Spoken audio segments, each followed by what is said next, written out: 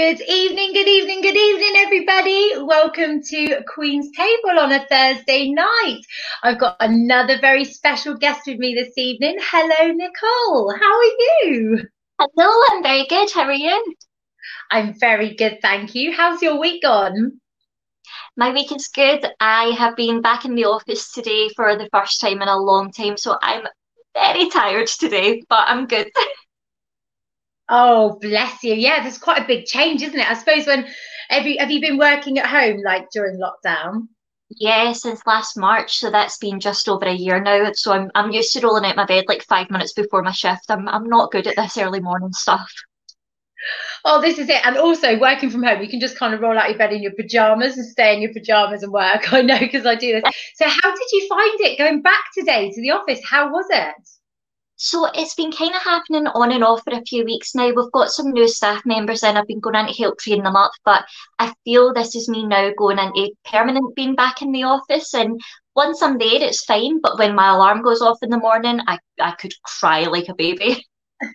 Oh, bless you. I can imagine. Yeah, I'm kind of going to be at that stage quite soon, so I'll Yeah. I'll probably understand where you're coming from then soon. So anyway, thank you so much for coming on Queen's Table. Could you start by telling everybody what's your title, please? Yep. So I am the Ms. Royal Glasgow finalist for Royal UK Miss 2021. Lovely. And what made you get into that particular system? Yeah, so I actually only started pageantry last February, so I'm still fairly new to the game. And when I was doing my research, Royal UK Miss was the one that I kept coming back to. I researched all different systems just to see where I fit, but there was something about it that stood out to me. I love the fact that you got to choose your own platform, so you get to talk about something and raise awareness for something you're genuinely really, really passionate about.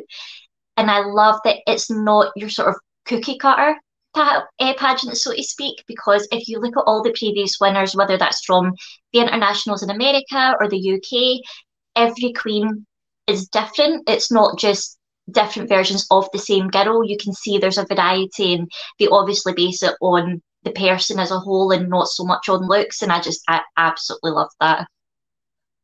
Oh, that sounds fabulous. It sounds like a lovely system. So when is the finals taking place? And is it virtually or is it a live final?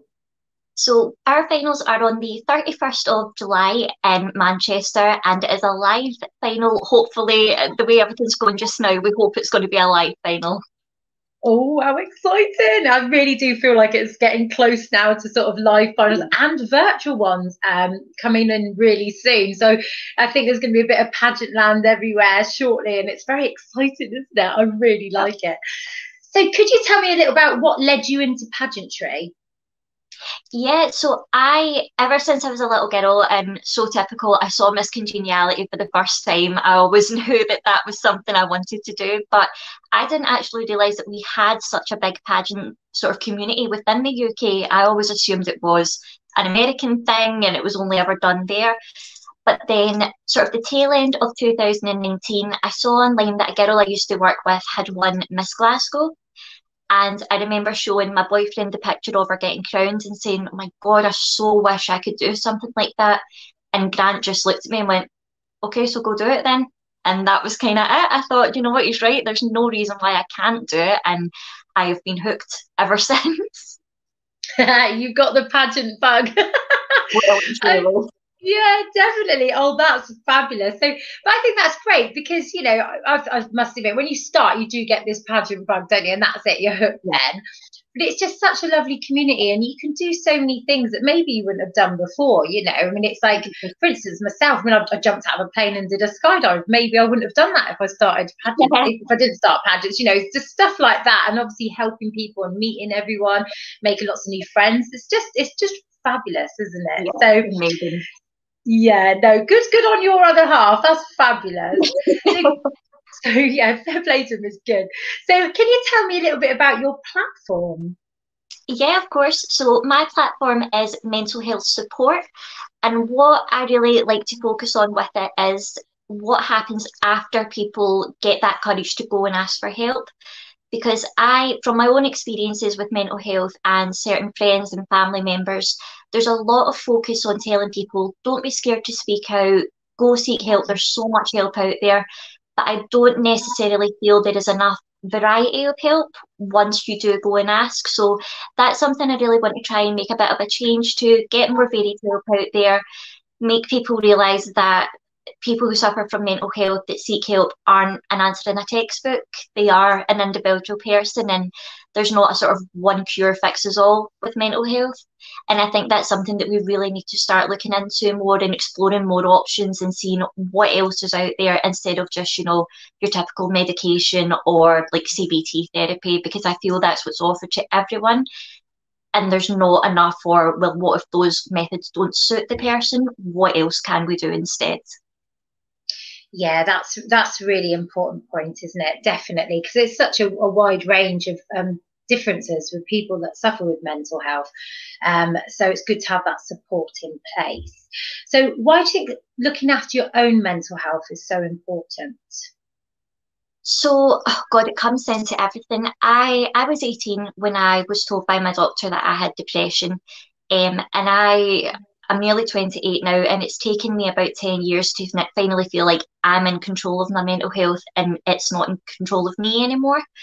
And I think that is why it's so important, because it can affect everything. It can affect you physically, which people don't always realise. If something's impacting you so bad mentally, it's going to have an effect on your physical health.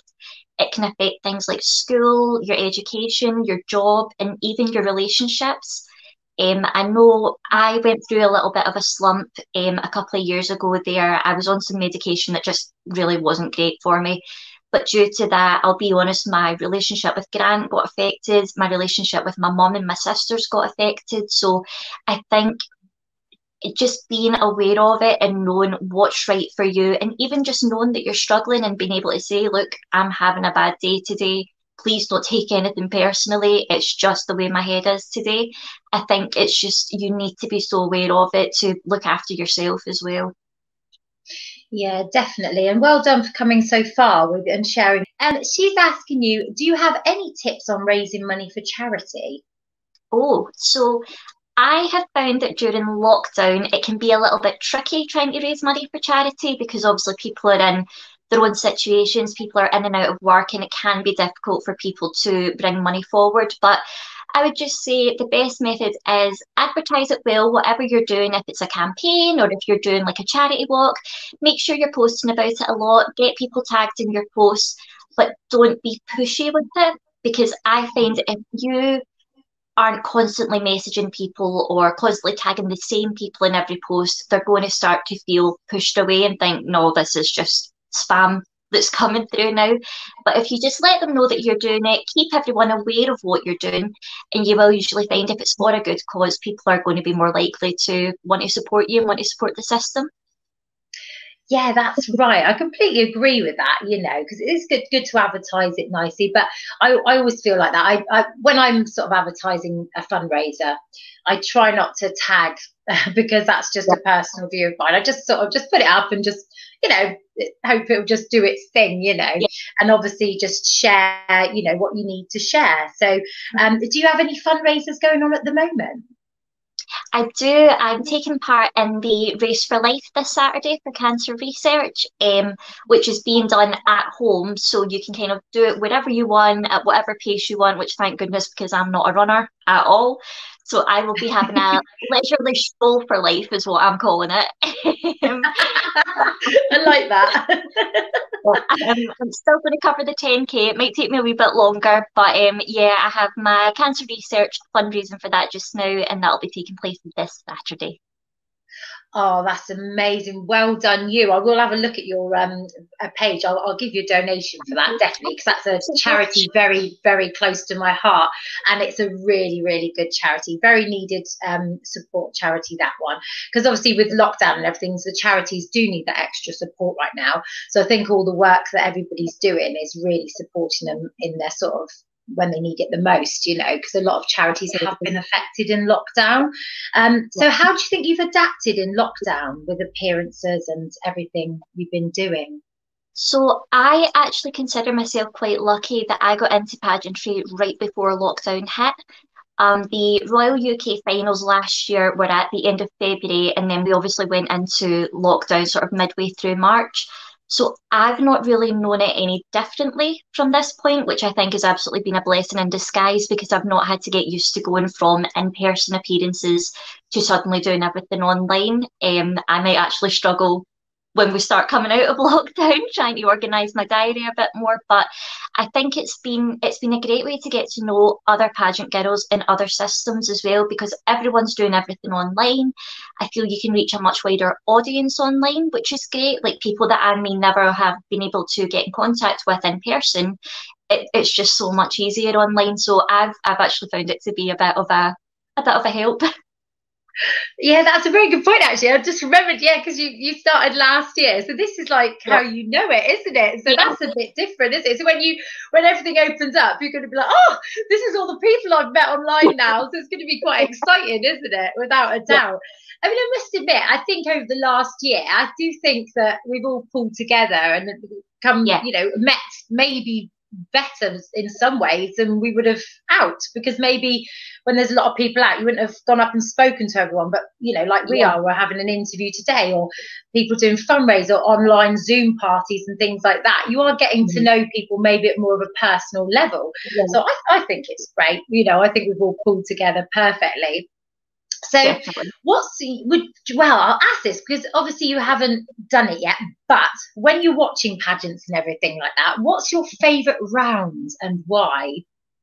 So for me, in terms of taking part, I love the interview rounds. I absolutely love being on stage, but I think with interview, it's the best chance to let the judges know who you are, show off your passion, show how much you care about your platform. Because as amazing as it is being on stage, I think there's only so much you can show through doing your walk, like whether it's fashion or evening wear. Whereas interviews your opportunity to really let the judges know who is that girl that's up on stage. Yeah, I completely agree. It is a great way for you to you can talk about your platform, you can talk about what you've been doing, and it's a great way to show off your personality to the judges, and they'll just get to see that extra bit about you, won't they? So probably the most Absolutely. nerve-wracking round as well. I don't know whether you think that, I certainly do. So what is your favourite ever appearance that you've done so far? So, as we've said, obviously everything has kind of been online this year. I've not been able to do any sort of live appearances, so to speak, but I did take part in the Glasgow Kilt Walk last September, which again, it was all done virtually, so kind of going at your own pace, wherever you want to do it. But I did that to raise money for SAMH, which is the Scottish Association for Mental Health.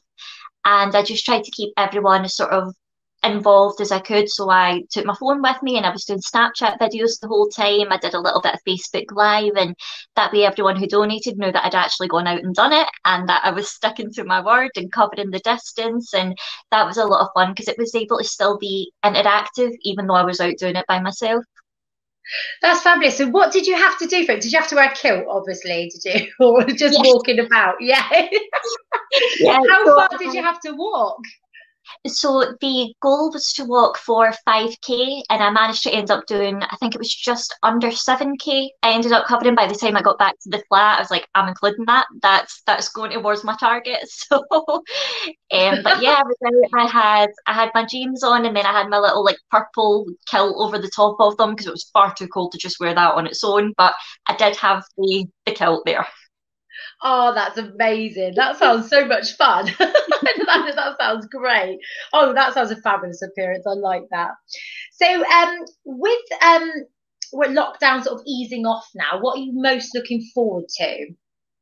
I cannot wait to meet all these girls I've been speaking to from the Royal UK Miss Pageant that are in my division, girls who I feel I've known for my whole life and I've never ever met them yet. I'm so excited to meet them, finally be able to give them a hug, take loads of photos, and just finally get to meet everyone and see people in person. Oh, it's so exciting. And it'd be so nice to just like hug someone again. Definitely. I've definitely missed that. I'm such a huggy sort of character. I love to Yeah. hug people. So it's been really hard for me. It sounds like you like hugging as well. You'd be like this when you're out. You'd be like, yay, loads of hugs, loads of hugs. It's got to be done. Well, Thank you so much for talking to us this evening. You've been absolutely fantastic, and I cannot wait to cheer you on at the final in July. So you Thank said you it was so the much. end of July, didn't you? Yes, the 31st of July. Lovely. Well, we'll all be supporting you and cheering you on, and we wish you all the best of luck. So Thank you thank you so much. so much for coming on tonight. It's been lovely to meet you and talk to you. Thank you. So Thank you. thank you so much. So next week on Queen's Table, we've got the lovely guest Stacey Darlington. So she is on next week. So we're really looking forward to that. So we'll be chatting to Stacey next week on the Queen's Table on the Thursday night, as always at 7:30 p.m. So we're really looking forward to that. And then just if you do fancy popping over to Clubhouse this evening, we've got special guests, as we always have special guests every week. And tonight is Queen's talking about mindset and manifestation. So that starts at 8:15 on Clubhouse. So come and join us. And we've got plenty of things going on there every week, 8:15 going up to the 27th of May. So you can see that lots and lots of things going on with Clubhouse. So hopefully we'll see you there after this. Another thing is, before we go this evening, is just to remind you that this weekend we have got the Miss Atlantic virtual pageant. I think we're all looking forward to that. I think that's on at 8 o'clock on Saturday. So join for that, because that's going to be a fabulous evening, a night in Pageantland. Put your dresses on and get a glass of fizz and off we go. So anyway, thank you so much for joining tonight, and we'll see you next week for Queen's Table. Have a lovely week. Bye.